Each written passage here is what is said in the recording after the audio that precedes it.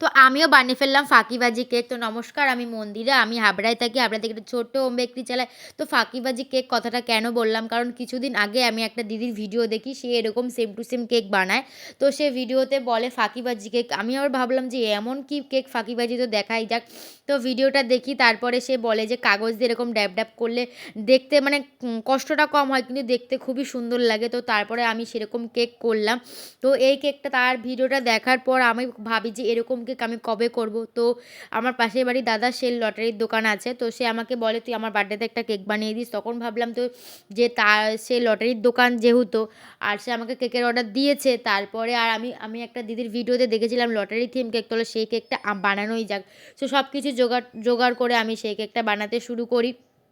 তো সত্যি কথা বলতে ফাঁকিবাজি দিদি কথাটা ভুল বলেনি। সত্যি একদম ফাঁকিবাজি ডিজাইন ছিল। আর ফিনিশিং না আসলে, যার কেকে ফিনিশিং না আসে সে এই কেকটা করবে, অবশ্যই সুন্দর লাগবে। তারপরে আমি বৌদির কাছ থেকে একটা লটারি চেয়ে নিয়েছিলাম যে একটা লটারি দিও, তাহলে সুন্দর লাগবে, যেহেতু লটারি থিম কেক। একটু তুতলে যাচ্ছি।